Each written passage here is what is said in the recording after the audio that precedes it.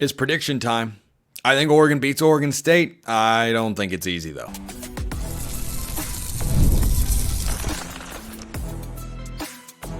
You are Locked On Ducks, your daily podcast on the Oregon Ducks.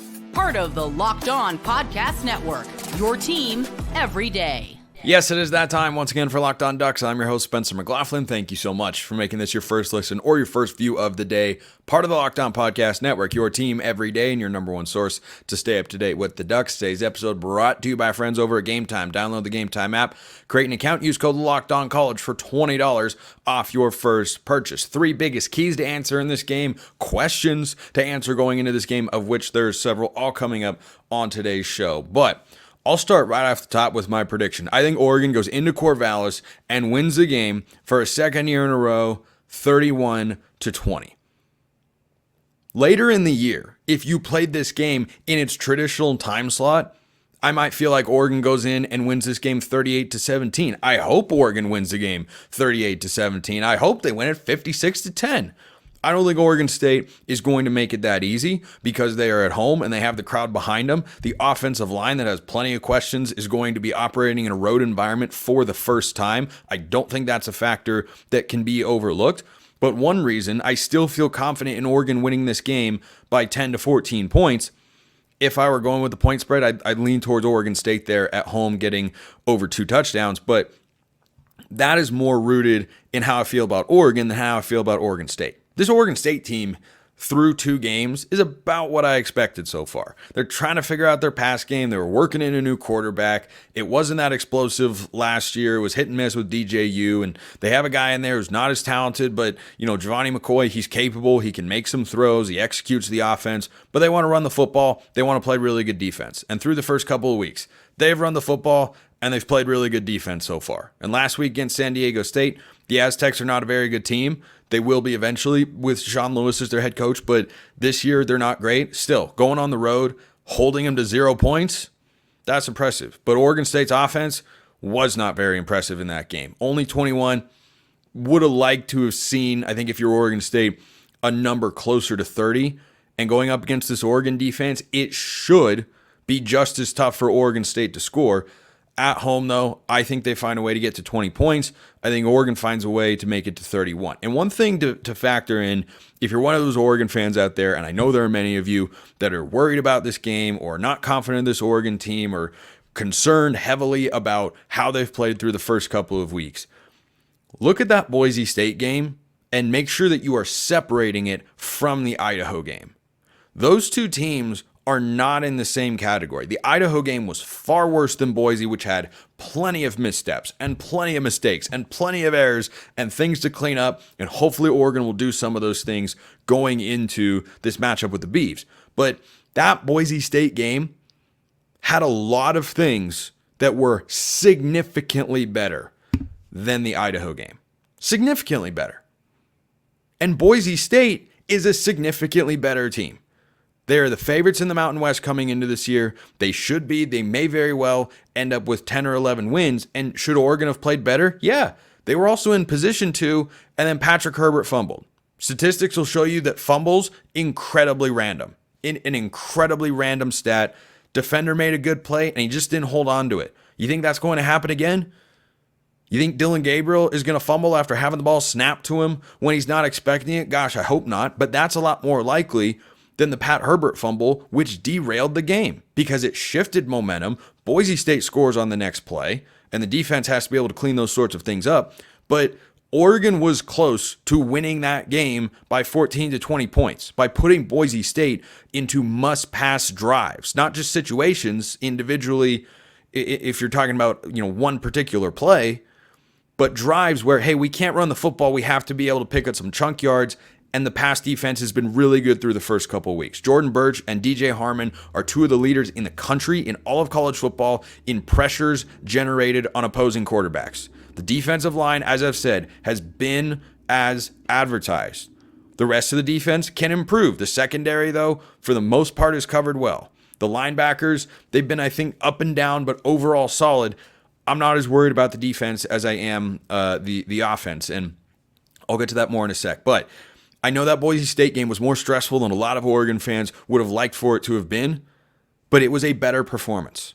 If Oregon takes another step forward, this is a 10 to 14 point win. If Oregon takes a big step forward, this is a 17 to 20 point win. If Oregon can get on Oregon State early and take the crowd out of it, you could see a score that resembles last year, which was 31 to 7. And this Oregon State team is not as good as last year's. And this Oregon team right now is not as good as last year's. So I think you should have some confidence. Maybe not an overly what's the word I'm looking for? What's the term? You shouldn't be overly confident per se. I was thinking of something more creative, didn't come to me. That's the way it goes when I'm recording sometimes. But you shouldn't be overly confident. I think Oregon fans are justified in feeling confident going into this game. I get it. But if they take another step forward, they can outplay Oregon State. One question that I got from one of you out there, and is kind of an interesting way to look at this matchup, just on the Oregon side of things. Do you have more faith in the defense cleaning things up or the offense cleaning things up? The answer to me is the defense playing better, but the offense has more to clean up. So the defense last week against Boise State was really good right until it wasn't. Right until there were a couple of bad run fits and some bad tackling against Ashton Genty. But outside of that, Maddox Madsen, 18 of 40 passing, getting off the field on third down, getting a stop late in the game when Boise State got the ball and the game was tied. They had a chance to go down, take the lead late in the fourth quarter. Defense comes up with a play. I've got faith in the defense. They do have to clean things up, though. Make no mistake about it. They have got to be better against the run in this game. If they are, Oregon's going to have a great chance to win. The offense, I think, has one thing to clean up, and that one thing is the offensive line. You do that, and I think a lot of other things will follow suit. So I think Oregon goes out and wins the football game. I have more faith in the defense than the offense. It's why this will be, I think, a little bit lower scoring than it should be compared to what Oregon has offensively. But last year, Oregon should have, at home, been able to score more than 31 points. But they didn't. Why? Missed a field goal. Weren't always perfect on offense. Had 14 points, I think it was, going into that final drive. Oregon State made it a 14-7 game, but Oregon had a 14-0 lead. You jump on Oregon State again, you have to win those inflection points. And they lost them against Boise State last week, and they gave the momentum to the Broncos, and they had to find ways to snatch it back. If you keep the momentum rolling early, you take the crowd out of it, I think Oregon's got the advantage on both sides of the ball. I think they go out and win the football game. Let me know your thoughts in the YouTube comments or hit me up on X, formerly known as Twitter, at @McLaughlinCFB or at LockedOnDucks. Those be the handles. DMs and mentions are wide open. Three keys. I've got 3 keys to Oregon winning this football game. Not 1, not 2, but 3. That's coming up next. Coming up right now, eBay Motors. Passion, drive, and patience. The formula for winning championships is also what keeps your ride or die alive. eBay Motors has everything you need to maintain your vehicle and level it up to peak performance. They have superchargers, roof racks, exhaust kits, LED headlights, and more. Whether you're into speed, power, or style, eBay Motors, they got you covered. With over 122 million parts for your number one ride or die, you'll always find exactly what you're looking for. And with eBay Guaranteed Fit, your part is guaranteed to fit your ride every time or your money back. Because with eBay Motors, you're burning rubber, not cash. With all the parts you need at the prices you want, it's easy to make your car the MVP and bring home huge wins. Keep your ride or die alive at ebaymotors.com. Eligible items only. Exclusions apply. eBay Guaranteed Fit. Only available to U.S. customers. Speaking of being the MVP, LinkedIn Jobs is that. If you are hiring, when you're hiring for your small business, you want to find quality candidates that are right for the role, and that's why you have to check out LinkedIn Jobs. LinkedIn Jobs has the tools to help you find the right professionals for your team faster and for free. LinkedIn isn't just another job board, folks. LinkedIn helps you hire professionals that you can't find anywhere else, even those who aren't actively searching for a role but might be open to the perfect job. In a given month, over 70% of LinkedIn users don't even visit other leading job sites. Why? They know LinkedIn's the right place to look, because on LinkedIn, 86% of small businesses get a qualified candidate within 24 hours. Hire professionals like a professional on LinkedIn. 2.5 million small businesses are using LinkedIn for hiring. Why? They know what's up. That's why. Post your job for free at linkedin.com/lockedoncollege. That's linkedin.com/lockedoncollege to post your job for free. Terms and conditions apply. 3 keys. 3 keys for Oregon to win this football game. You can list other ones as well. Win the turnover battle. Get off the field on third down.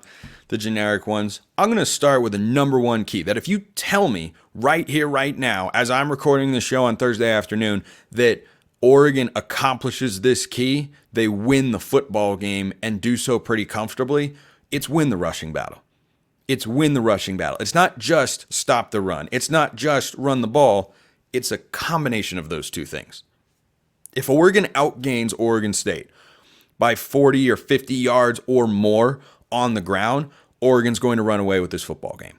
I do not have faith that Oregon State's passing attack is going to be able to move the ball up and down the field on this Oregon defense. I think Giovanni McCoy is solid. I think he is capable. I do not believe the receiving core, which wasn't great a season ago and really struggled against some of the familiar faces in this Oregon secondary. Remember, Dante Manning had maybe his best game as a Duck last year against Oregon State. He had 2 pass breakups, a couple of tackles, one of which I think was for loss, and he had an interception in the end zone as well. He played awesome. The receivers on this Oregon State team, they are not as capable. You do not have an Anthony Gould out there. You do not have a Silas Bolden out there. I think the receiving core has taken a step back, and this Oregon secondary has taken a step forward. Brandon Johnson is one of the best defensive backs in the country through the first couple of weeks in coverage. He's been awesome. Jabbar Muhammad, we know what he's capable of. He's had a couple of missed assignments or a couple of moments where he's gotten beat, but he's also had a couple of really nice plays in the secondary so far with the Ducks. I am curious, and I'll talk about it more later, if we see names like Kam Alexander or Sione Laulea, but with the guys Oregon is primarily going to put out there in coverage, which are Brandon Johnson, Dante Manning, and Jabbar Muhammad, those 3 guys so far, I think have done a nice job. I think they've done a really, really nice job. So if Oregon is able to not just slow down Oregon State's rushing attack and force them to pass, but they themselves have a competent rushing attack, I think that unlocks the keys to this offense that makes it look more, not entirely identical, but more similar to what we saw when Bo Nix was at the helm a season ago. Because this has always been, since Dan Lanning took over, a very balanced offense. They want to run the football, they want to have the play action pass, and you haven't had a super effective play action pass game because Oregon hasn't run the ball that well. So if you run for over 200 yards and you hold Oregon State under 200 yards rushing, I think the Ducks will be in for the sort of victory that a lot of us are looking for. So that is key number 1. Key number 2, limit the penalties. Yes, I'm talking about the offensive line, but there have been other penalties that have reared their heads at points in time. There was a roughing the passer last week against Boise State. Penalties are going to happen. You keep this number under 50 yards of total penalties for the game, I think that limits what Oregon State is going to be able to come up with on either side of the ball. Because if Oregon plays as well as they are capable, if they play clean, if they play a better version of football than what they have done the last couple of weeks, I really don't think Oregon State can keep up. I really don't. But the way that you allow the Beavers to keep their crowd in it, the way you allow the Beavers to just flat out keep themselves in the football game, is you give them second chances or you kill drives yourself. If you've got holding penalties along the offensive line, that can be a drive killer in and of itself. If you have procedure penalties, that can get the crowd to give you an extra level of juice on top of what they are already going to bring to the table, which is probably going to be one of the loudest environments Oregon plays in this season. Reser is going to be absolutely rocking. It always is. The Ducks are usually the biggest game on Oregon State's schedule, and I don't think that's an exception this year. When you look at what their schedule entails, they have 7 Mountain West opponents, 4 Power 4, and 1 FCS. This is the biggest game of the year for Oregon State. You see Oregon fans online say, well, this is Oregon State's Super Bowl and it's not Oregon's. Yep. Fact check true. That's the way the environment's going to be. You can't give them extra chances because You don't want to do that against any team, of course, right? When Oregon plays Ohio State, you don't want to give a great team extra chances because they can capitalize. But the difference in this game is if you give Oregon State extra chances, they'll hang around. If you don't, I think it's going to be hard for the Beavers to keep it incredibly tight. I don't expect everything to be cleaned up all at the same time for Oregon in this game. I don't think they're going to suddenly, not allow a single sack of Dylan Gabriel, run for 250 yards on 6.5 yards of carry as a team, and have 20 yards of penalties and go win the game 42-10. I think it's going to be tougher than that. But these are the sorts of steps I think Oregon fans should be looking for to say, okay, is Oregon taking a step forward? That's what you ultimately want to see this week. Does Oregon look better? Are they playing a better brand of football than what they put on the field the last couple of weeks? Are the mistakes being cleaned up? And penalties is one of those things. Last key that I've got, and certainly there are others. Let me know your thoughts in YouTube comments or hit me up on Twitter as well. Create explosive passing plays. This was my favorite thing about the Boise State game, even more than having a kick and a punt return touchdown in the same game. And look, it was great to see Noah Whittington make an explosive play like that and be back and healthy. It was great to see Tez Johnson have a couple of great punt returns. Hopefully Oregon has got everything solid on special teams. Hopefully they don't need special teams. That's what I want to see in this game. Last week, Oregon needed special teams because the offense was struggling a little bit. Hopefully they don't need the special teams this week because they're explosive in the pass game. That Oregon State passing attack isn't designed to be explosive. That's not schematically the way they approach playing football. I don't think they have the personnel to be explosive in the pass game. Certainly they could hit a chunk play here or there. But when you look at what Oregon did in the passing game last week, I like Dylan Gabriel week 2 against Boise State far more than week 1 against Idaho. And week 1, 41 of 49, 380 and 2 touchdowns. Week 2, 18 of 21, 240 and a couple scores. I like that second guy a lot better because he's creating explosive pass plays. It doesn't mean you don't have quick hitters. That's a part of the offense. Gabriel's really good at it, and he's an incredibly efficient passer. But if you create explosive plays in this game, number one, takes the life right out of the crowd, and number two, it's how you can pull away from Oregon State. Because Oregon State wants to muck this game up. Oregon State wants to make this ugly. They want to make it a defensive slugfest. They want to make it a run game battle. All of those things. If you start turning it into a track meet, I don't think they can keep up. Think about last year's game against Oregon State. 31-7 final score. What was the singular most important play in that game for the Ducks? The most important play in the game for the Beavs was Camden Lewis missing a field goal. That went from 17-0 to 14-7. Big momentum shift in the game. But the biggest play in that game for the Ducks was the Beavs go down, they score, one possession game. That's what you think it's going to be entering the half, and boom, Bo Nix hits the deep shot to Troy Franklin on a Patrick Mahomes-style throw where he's rolling right, he throws back left, and he beats the Oregon State defender, and he creates a big touchdown, and it's 21-7 going into the break. That was the pivotal moment, and that's what this Oregon State team has even less of than last year's team. They have a quarterback that doesn't have as big of an arm. They have receivers that are not as explosive and dynamic. So if Oregon creates those plays, and if they can hit a couple of chunk plays the way they did last week to Evan Stewart and to Trayshawn Holden, you get 2 or 3 of those 40-plus yard chunk plays. I think it takes the life out of Research Stadium, deflates the defense, and allows Oregon to have the sort of offensive success we know they're capable of.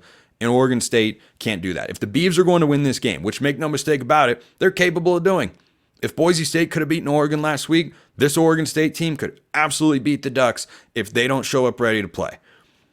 But if Oregon is able to score, I think, over 28 points in this game, I don't believe Oregon State can get there.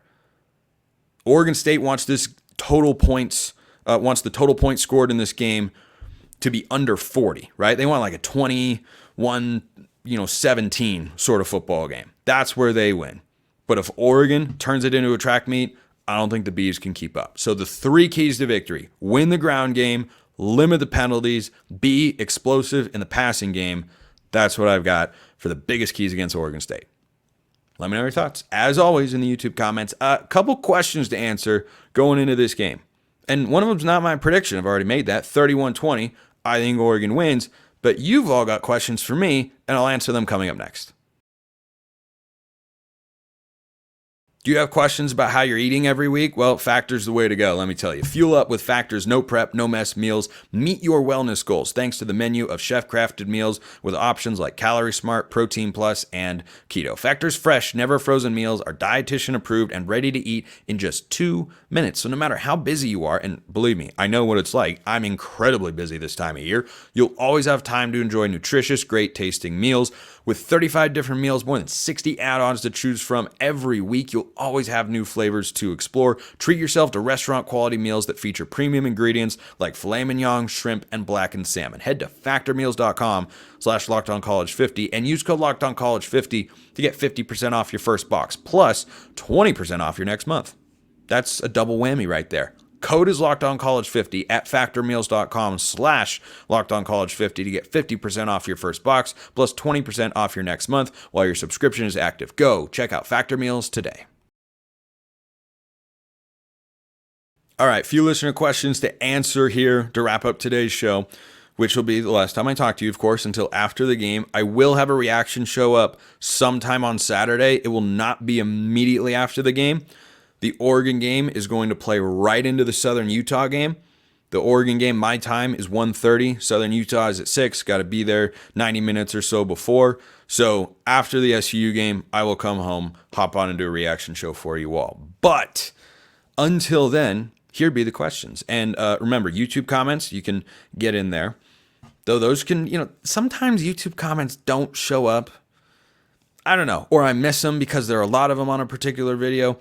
It's a way to get in the mailbag. It's fine. More reliable ways, go to Twitter at @McLaughlinCFB or at LockedOnDucks. DMs or mentions wide open. Or if you want priority access and all sorts of other perks, priority access is what I meant to say, go join the flock and become a Locked On Ducks insider. That link is in the description below.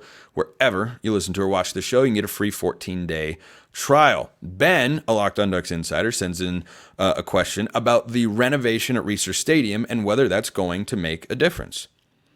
Yes, not incredibly, though. It doesn't radically shift my perception of Reser Stadium. The construction was ongoing when Oregon went there in 2022 and blew a 31-10 lead late in the third quarter. So I think that it's a factor, but this crowd, as I talked about, has got every single motivation to bring all the energy they have. They are going to be riled up. The juices of all sorts will absolutely be flowing in Corvallis on Saturday afternoon, as it should be. As it should be. This game is going to have plenty of people there that really, really don't like Oregon and really don't want them to win. So I wouldn't factor that in and say, wow, if they hadn't done the renovation at Reser, Oregon would have won the game if they end up getting upset, which we all hope doesn't happen, of course. So no, I don't think it's a huge factor, but I'm glad they have it because I'm here for stadium renovations and upgrades. We could be having one coming to Autzen Stadium in the not too distant future. Another question from an insider came in and asked about Kam Alexander and Justin Jacobs and whether or not those two guys will play more. So far through 2 games this season, Kam Alexander, the transfer from UTSA, who was an all-conference cornerback in the AAC last year, 0 snaps, according to Pro Football Focus. 0. Cannot say I saw that one coming, especially after the Jalil Florence injury that has lingered into the start of the season. But if we haven't seen him in the first 2 games, I don't know why he'd play this week per se. So I'm not expecting to see him. He could play, but maybe the staff is just not as high on him as they were when they first recruited him to come here via the portal in the offseason. For Justin Jacobs, we saw on that team out west leading up to the season that he had 22 snaps, or that he had an injury. He did not have 22 snaps before the year even started. That would be impossible. He does, however, have 22 snaps through the first couple of games. He might be dinged up. On the flip side, Bryce Betcher and Devin Jackson are playing some good football. I mean, that coverage sequence that Jackson had one-on-one with Genty on the outside, where Genty makes a circus catch and he's able to drive him into the sideline incomplete, that's a heck of a football play against a guy we know is a really good football player. So Jackson's been awesome. Bryce Betcher has one of the 10 highest PFF grades for linebackers in all of college football through the first couple of games. And Jeff Bossa, though clearly not at 100% and struggled last week against Boise State, We know how good he's capable of being when he's healthy. So I don't think either of those guys are going to see a bigger role. Maybe Jacobs, if he's been dinged up, plays a little bit more, and they have a 4-man rotation rather than a 3-man rotation. But no, based on what I've seen from Jackson and Betcher, I don't think that that's going to be, a dramatic shift, or that there needs to be a dramatic shift per se. He could play more if Bossa gets dinged up and has to come out of the game. But right now, your top 2 linebackers probably be Devin Jackson and Bryce Betcher. That's what the rotations have been so far. I think that's what the PFF grades say, and that's what our eyeballs tell us as well. Couple more questions from Locked On Ducks insiders. Benchmarks of a shaky position groups to measure improvement and determine an appropriate level of hope or panic. So I'm going to get into this more during the bye week next week and kind of assess where everyone's at during the 3 games. But the number one position group everyone is watching is the offensive line. So that's where I'm going to go here rather than doing every single position group, because most, I think, have been pretty good for the most part. The offensive line, of course, has not. If Oregon is able to run for at least 5 yards a carry, game plan and flow can dictate how many carries you get to, whether you'd hit a number like 200 yards. But if Oregon hits 200 yards and they're averaging over 5 yards a carry and they can pick up short yardage on the ground when they need to, that's a benchmark for success. Couple that with passing numbers, Gabriel needs to be sacked fewer than 2 times, meaning 1 or 0. The offensive line should be able to hold up. And if they don't, concern level will increase for the offensive line. But if Gabriel is sacked, once or maybe twice, and that's context dependent because some quarterbacks are at fault for sacks that are taken. Sometimes they're not. I don't think Gabriel's been at fault. A guy got chipped into him and Oregon didn't pick up a blitz, and another time a guy just got beat and he was stripped from behind. Like the 6 or 7 sacks, however many it's been through the first couple of games, that's too many. Get that number at 2 or less and I'll feel better, but put up a 1 or a 0, I'll feel pretty good. Another one that came in. Coaches need to keep a tight end and running back in for pass blocking help. We have 3 amazing wide receivers that can get open. The rest can stay home and help out. I would also like to see more of a 5-man front with 3 linebackers with 3 great cornerbacks on islands. I disagree on the second part. I think the defensive philosophy has been good. I think the corners have been really nice in coverage. Safeties have to be able to come down and run support when you're running a 4-2-5, which is, of course, what Oregon runs as their base personnel package. I don't think you need to go 5-man front, 3 linebackers, and man up on the outside. However, that's what I wanted to see a couple of seasons ago when Oregon State was literally doing nothing but handing the ball off and the defensive front was getting mauled. They should be able to hold their own, but the Oregon State offensive line has been pretty good so far. So I don't think that should be necessarily part of the game plan going into it because of how the defensive line has played through the first couple of games. I think the big runs that Oregon gave up were far more about missing tackles and improper run fits from guys at the second and third level of the defense. As for your first one, I'm all on board with this. I would be completely on board going a little bit more max protection, help out the offensive line, always have a running back or a tight end in there to help, whether it's T. Ferg or Patrick Herbert, Sadiq, Jordan James, Noah Whittington, whoever. Help out the offensive line, which is not playing its best, and trust that your wide receivers are going to be able to beat Oregon State's defensive backs. There are some talented guys over there. Jaden Robinson, Kobe Singleton, like Carter Baines of BeaverBlitz.com and 24/7 Sports talked about earlier on the show this week. Those guys are capable corners. You got to be able to get open. And I think this receiving core can. I think these last couple of years, the best couple of seasons for wide receivers in my lifetime for Oregon football. And you have to be able to say, hey, if Dylan Gabriel just needs more time, if he's not able to get the ball off because he's getting hit, you should be able to do what Washington did to Oregon in the Pac-12 title game last year. Max protect, trust your wide receivers. I'd be fully on board with that. So 31-20, I think Oregon wins. Make sure you drop your score predictions below. Thanks for making this your first listen. Go make Locked On College Football your second, where I talk about the Pac-12 making a comeback right now. They're not done in realignment, but they've taken a step forward. The biggest stories in the greatest sport on planet Earth. I host. It's on YouTube and wherever you're listening to your podcast now, if you're on the audio side. Appreciate everyone listening. I'll see you next time. Enjoy the game. Have a wonderful rest of your day. Talk to you after it, and go Ducks.